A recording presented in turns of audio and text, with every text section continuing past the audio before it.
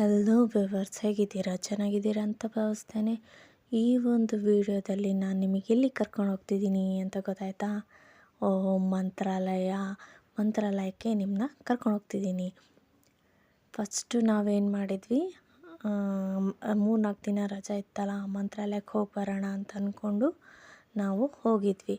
ನಾವು ಎಕ್ಸ್ಪೆಕ್ಟೇ ಮಾಡಿರಲಿಲ್ಲ, ಅಷ್ಟು ರಶ್ಶು, ತುಂಬ ಜಂಗುಳಿಯಲ್ಲಿ ನಾವು ರಾಯರನ್ನ ಸನ್ನಿಧಿಗೆ ಹೋಗಿ ರಾಯರನ್ನ ಕಂಡು ಬಂದಿದ್ದು. ಹೊಳೆ ಹತ್ರ ಹೋಗಿ ನೀರಲ್ಲೆಲ್ಲ ಸ್ವಲ್ಪ ಆಟಾಡಿ ಎಲ್ಲ ಮಾಡೋಷ್ಟೊತ್ತಿಗೆ ಒಂದು 8 ಗಂಟೆ ಆಯಿತು. ಆಮೇಲೆ ರಾಯರ ದರ್ಶನಕ್ಕೆ ಅಂತ ನಾವು ಹೋದ್ವಿ. ಸಿಕ್ಕಾಪಟ್ಟೆ ರಶ್ ಇತ್ತು. ನಾವು 8:15 ಅಷ್ಟೊತ್ತಿಗೆ ರಾಯರ ಸನ್ನಿಧಿಗೆ ಬಂದಿದ್ವಿ. 8:15 ಅಷ್ಟೊತ್ತಿಗೆ ಬಂದು ನಾವು 9:30 ಹತ್ರ ನಮಗೆ ರಾಯರ ದರ್ಶನ ಕಂಡಿದ್ದು. ಅಷ್ಟು ಜನ ಇದ್ದರು, ಹಬ್ಬ ಅಲ್ಲ, ತುಂಬ ಜನ ಬಂದಿದ್ದರು. ಹಾಗೇ ಕಾದು ದರ್ಶನ ಅಂತೂ ಮುಗಿಸಿದ್ವಿ. ಹಾಗೆಯೇ ಸೇವೆ ಕೂಡ ಎಲ್ಲ ತೊಗೊಂಡು ಪ್ರಸಾದ ಎಲ್ಲ ತೊಗೊಂಡು ಬಂದ್ವಿ. ಒಂದು ಸನ್ನಿವೇಶ ಹೇಳಬೇಕು. ಏನು ಅಂತಂದರೆ, ನಾವಲ್ಲಿ ಮಂತ್ರಾಕ್ಷತೆ ತಗೊಳ್ಬೇಕಾದ್ರೆ ಒಂದು ಇನ್ಸಿಡೆಂಟ್ ನಡೀತು. ಅದನ್ನು ಹೇಳಬೇಕೋ ಬೇಡವೋ ಗೊತ್ತಿಲ್ಲ, ನನಗೆ ಅನಿಸಿದ್ದನ್ನು ನಾನು ಹೇಳ್ತೇನೆ. ಏನು ಅಂತಂದರೆ, ಮಂತ್ರಾಕ್ಷತೆ ಕೊಡ್ತಿದ್ದಾಗ ಒಬ್ಬರು ಬಂದ್ಬಿಟ್ಟು, ಭಟ್ರೆ ನಾನು 100 ರೂಪಾಯಿನೋ 50 ರೂಪಾಯಿ ಜಾಸ್ತಿ ಕೊಡ್ತೀನಿ, ನನಗೆ ಮಂತ್ರಾಕ್ಷತೆ ಜಾಸ್ತಿ ಬೇಕು ಅಂತ ಕೇಳಿದರು. ಆಗ ಆಚಾರ್ಯರು ಇರ್ತಾರಲ್ಲ, ಅವರು ಏನಂದರು ಅಂದರೆ, ಇದು ವ್ಯಾಪಾರಕ್ಕೆ ಇಟ್ಟಿಲ್ಲಪ್ಪ, ನಿನಗೆ ಬೇಕಂದಷ್ಟು ಇದು ಮಂತ್ರಾಕ್ಷತೆ ಕೊಡಲಿಕ್ಕೆ ನಾವು ಎಷ್ಟು ಬೇಕೋ ಅಷ್ಟೇ ಕೊಡ್ತೀವಿ ಅಂತ ಹೇಳಿದರು. ಅಂದರೆ ಇದೆಲ್ಲ ವ್ಯಾಪಾರಕ್ಕೆ ಇಟ್ಟಿಲ್ಲ ನಾವು ಅನ್ನೋ ರೀತಿಯಲ್ಲಿ ಅವರು ಹೇಳಿದರು. ಎಷ್ಟು ಒಂದೇ ಒಂದು ಲೈನಲ್ಲಿ ಅವರು ಎಷ್ಟೆಲ್ಲ ಅರ್ಥ ಇರೋ ಹಾಗೆ ಮಾತಾಡಿದರು. ನಮ್ಗೆ ಅದು ಒಂದು ಖುಷಿಯಾದ ಒಂದು ವಿಚಾರ.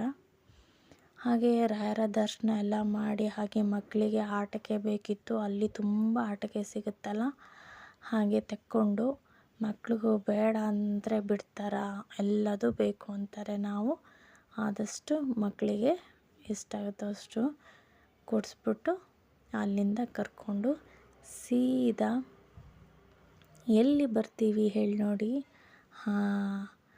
ಎಲ್ಲಿ ಅಂತಂದರೆ, ವೆಂಕಟರಮಣ ದೇವಸ್ಥಾನಕ್ಕೆ ಹೋಗಿ ಬಂದ್ವಿ. ವೆಂಕಟರಮಣ ದೇವಸ್ಥಾನ ತುಂಬಾ ಚೆನ್ನಾಗಿತ್ತು.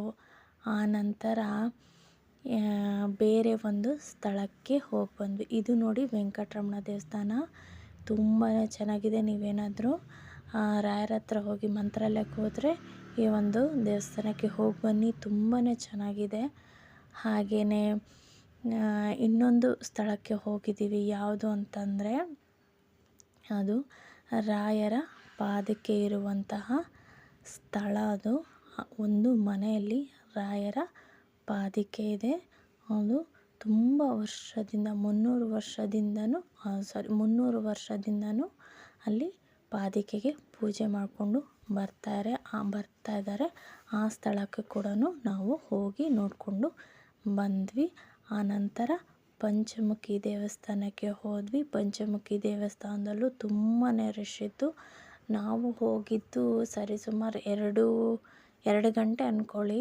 2 ಗಂಟೆಯಿಂದ ನಾವು ಹೊರಟಿದ್ದು ಒಂದು 3:45 ಅಷ್ಟೊತ್ತಿಗೆ ನಮಗೆ ದರ್ಶನ ಸಿಕ್ತು. ಅಷ್ಟು ರಶ್ ಇತ್ತು. ಆನಂತರ ಅಲ್ಲಿಂದ ನಾವು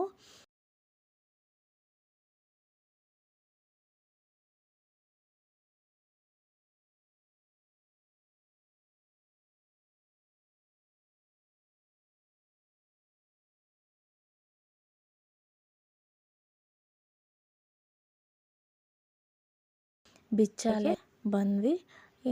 ಇಲ್ಲಿ ಅಷ್ಟು ಜನ ಇರಲಿಲ್ಲ. ದರ್ಶನ ನಮಗೆ ಬೇಗನೆ ಸಿಕ್ತು. ಆನಂತರ ನಾವು ನಮ್ಮ ಯಾತ್ರೆನ ಮತ್ತೆ ಮುಂದಿನಕ್ಕೆ ಪ್ರಯಾಣ ನಡೆಸಿದ್ವಿ. ಈ ಒಂದು ಮಂತ್ರಾಲಯ ಯಾತ್ರೆ ತುಂಬಾ ಚೆನ್ನಾಗಿತ್ತು.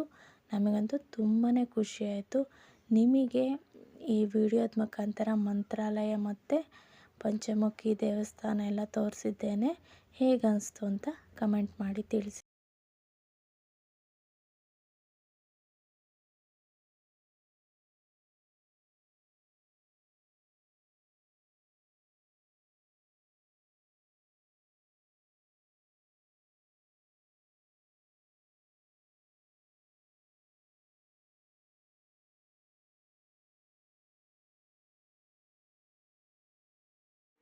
ಹಾಗೆ ನಾವು ಮಂತ್ರಾಲಯದಲ್ಲಿ ಒಂದು ಚಿಕ್ಕ ರೂಮಲ್ಲಿ ಉಳ್ಕೊಂಡಿದ್ದು. ಇದರ ಬಾಡಿಗೆ ಬಂದು 600.